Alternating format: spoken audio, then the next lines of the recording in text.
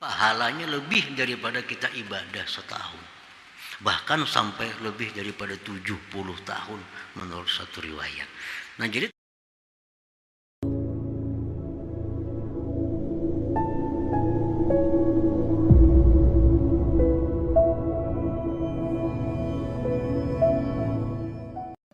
dari anugerah-anugerah Allah Ta'ala yang tidak masuk di bawah lingkungan ibadah dan tidak bisa menghubungi akan dia oleh isyarah. Nah, itulah terjemah dari hikmah yang ke-260 ini.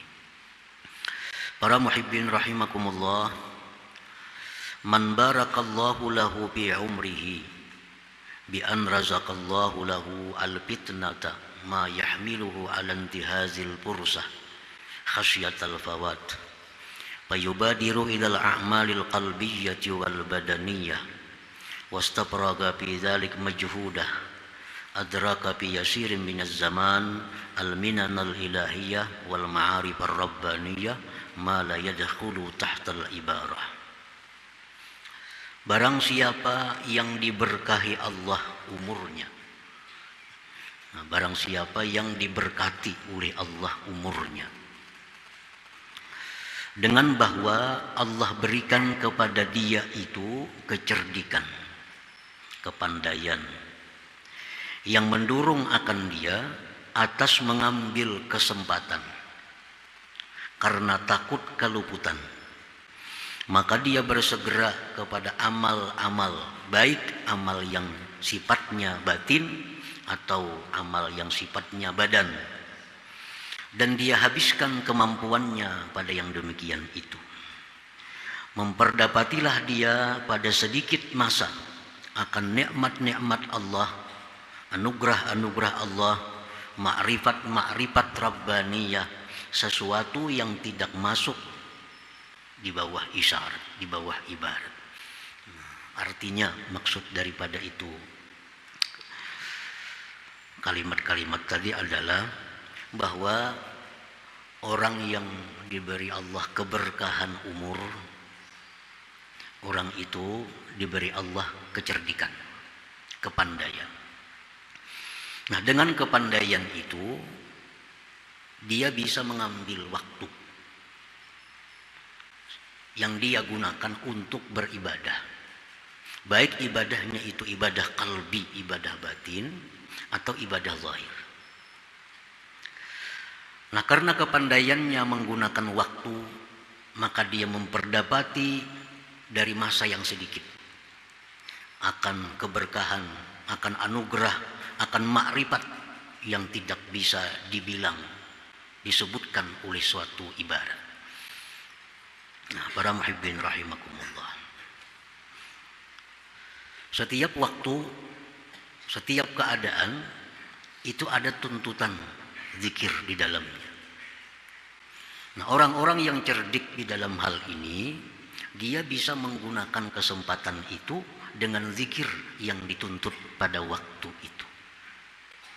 Nah, dengan demikian maka zikir-zikirnya, ibadah-ibadah orang ini menjadi bernilai besar, menjadi berharga tinggi di sisi Allah Subhanahu wa ta'ala. Nah, semua zikir itu bagus, baik zikir bentuknya tahlil la ilaha illallah, atau zikir sifatnya qiraatul Quran, bagus, baik zikir yang bentuknya salawat, itu bagus, baik zikir yang bentuknya tasbih subhanallah, itu bagus. Tetapi ada waktu-waktu tertentu, keadaan-keadaan tertentu, di mana bila kita gunakan keadaan itu dengan zikir yang diperintah di waktu itu, maka menjadi sesuatu yang bernilai tinggi di sisi Allah Subhanahu wa ta'ala. Nah, para muhibbin rahimakumullah, kita ambil satu contoh misalnya. Di waktu kita hendak makan, di waktu kita hendak makan itu, zikir yang paling bagus yang dituntut adalah mengucapkan basmalah.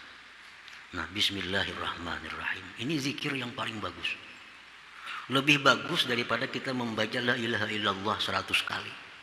Misalnya hendak makan, la ilaha illallah, la ilaha illallah, 100 kali hanya makan.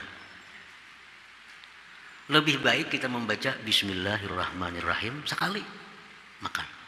Kenapa sebabnya? Karena yang dituntut pada waktu itu adalah membaca basmalah, bukan la ilaha illallah. Walaupun la ilaha illallah bagus dibaca, tapi untuk saat itu zikir ini, basmalah ini yang paling berharga, tinggi di sisi Allah Subhanahu wa taala. Nah, seperti lagi habis makan. Habis makan zikir yang dituntut kepada kita adalah alhamdulillah. Itulah paling afdal zikir. Lebih afdal dari zikir-zikir yang lainnya. Karena Nabi kita secara khusus untuk sesudah makan itu alhamdulillahilladzi at'amani hadza wa razaqani min ghairi haulin minni wala quwwah. Nah, itu zikir. Nah, orang-orang yang diberkahi umur, dia diberi Allah kepandaian sehingga mengetahui mana zikir-zikir yang dituntut pada waktu keadaan tertentu. Nah, dia gunakan zikir itu sehingga amalan dia walaupun sedikit tetapi bernilai tinggi di sisi Allah Subhanahu wa taala. Nah, para muhibbin rahimakumullah. Orang hendak tidur. Zikir yang dituntut di situ adalah zikir bismikallahumma ahya wa amut. Nah, contohnya itulah yang paling baik zikir. Itulah zikir yang paling bernilai tinggi di sisi Allah pada waktu kita hendak tidur itu. Bangun tidur, zikir yang dituntut di situ alhamdulillah alladzi ahyani ba'da ma amatani wa ilaihin nusyur. Nah, itulah yang paling tinggi nilainya. Nah, jadi kalau umur kita ini hendak jadi umur yang berkah, walaupun kita sedikit umur, sedikit amaliyah, tapi bernilai tinggi di sisi Allah Subhanahu wa taala. Caranya adalah memilah-milih mana zikir, mana ibadah yang sesuai dengan waktu dan keadaan.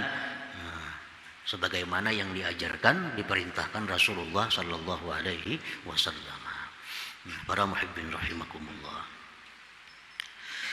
Al-barakatu fil umur laisat bituliz zaman wa kasratil layali wan nahar.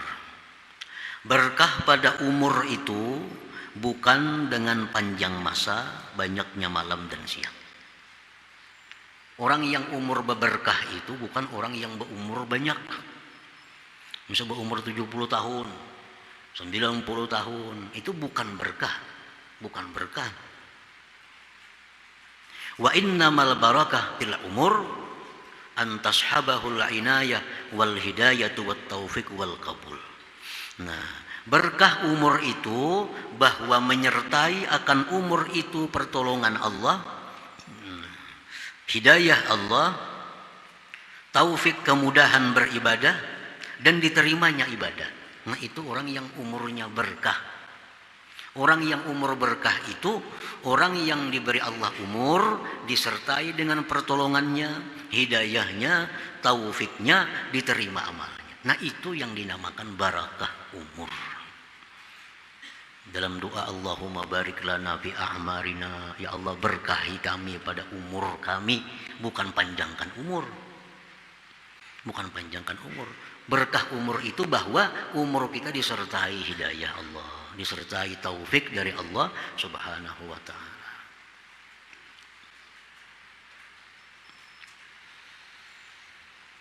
Fayahsulu lahu bitilka minal ulum wal ma'arif ma la talhaquhul isyarah.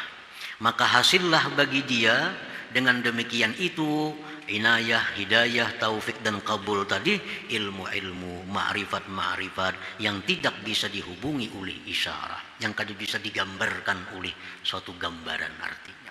Kalau umur kita ini berkah, maka apa yang kita dapatkan itu kada bisa digambarkan dengan suatu gambar, kada bisa dijelaskan dengan suatu isyarat. Artinya apa? Begitu besar, begitu mulianya orang-orang yang diberi berkah umur itu. Fayartafi'u lahu fi syahrin masalan ma la yartafi'u li ghairihi fi alfi syahr. Maka naiklah derajat orang itu pada 1 bulan misalnya, sesuatu yang tidak naik bagi yang lainnya pada 1000 bulan.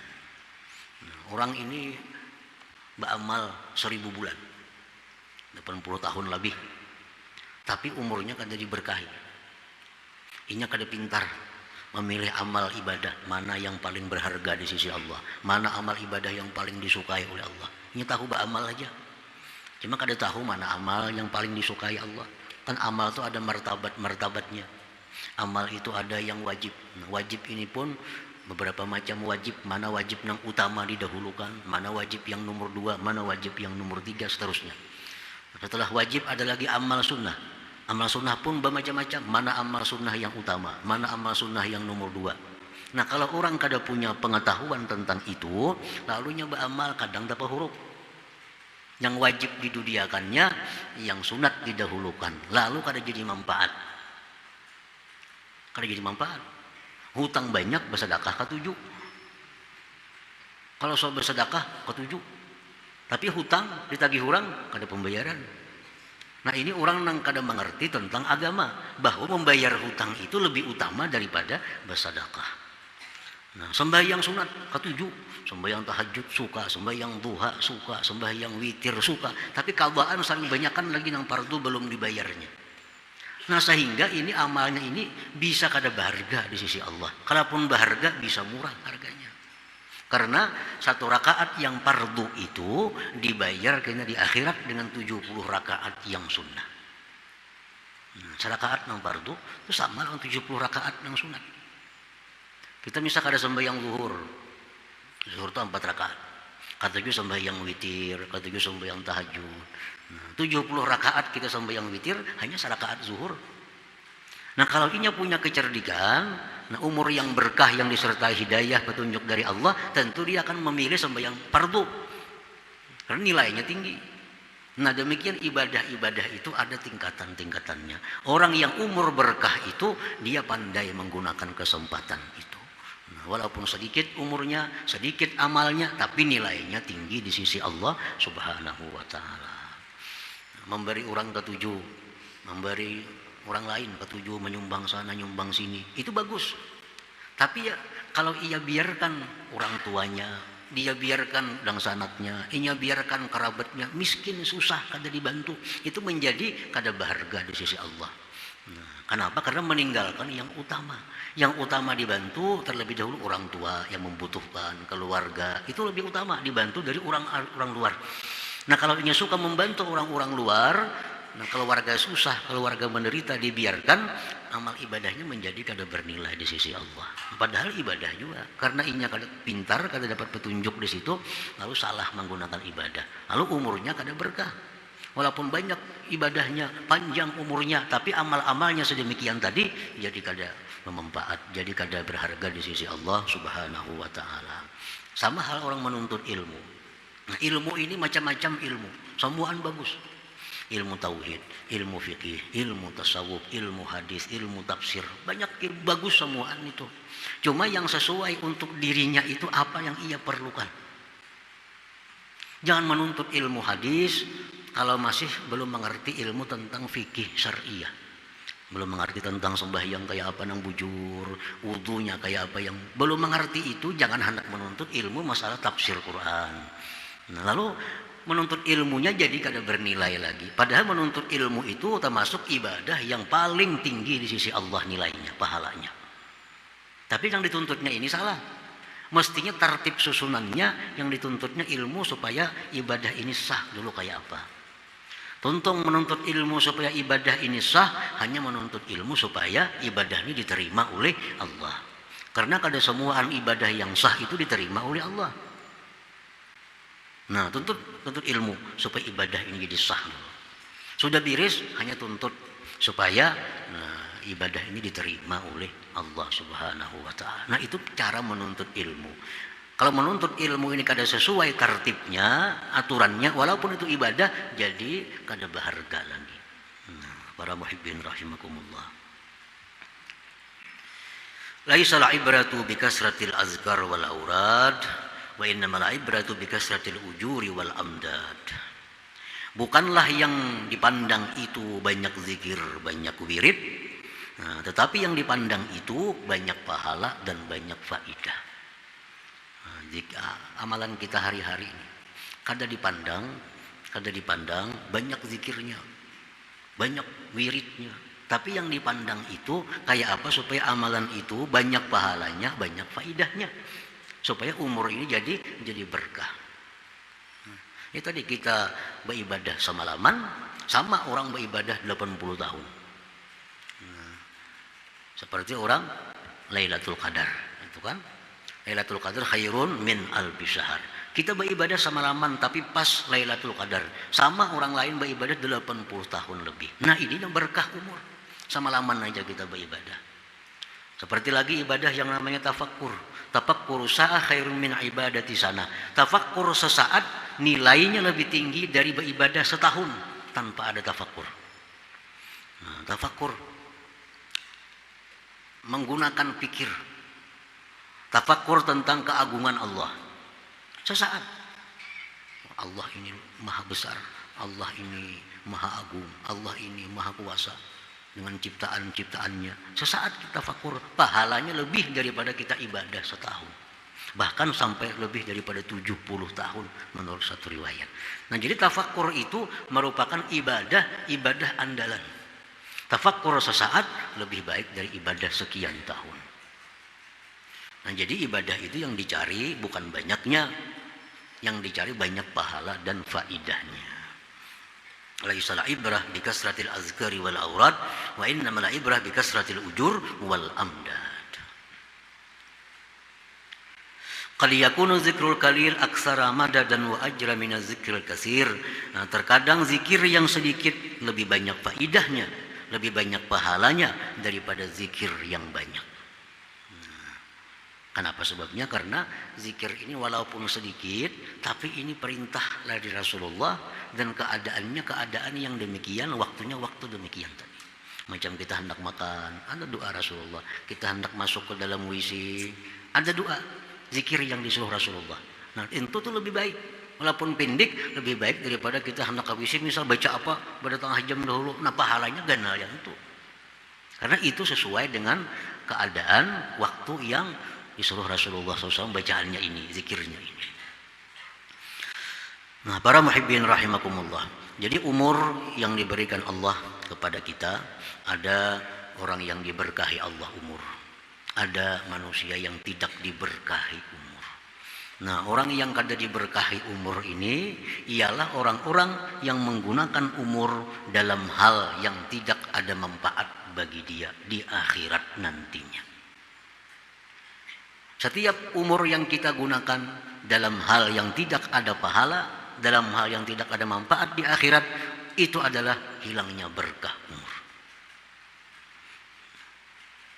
Dan umur yang diberikan Allah ini akan dipertanggungjawabkan oleh setiap orang di hadapan Allah Subhanahu wa ta'ala.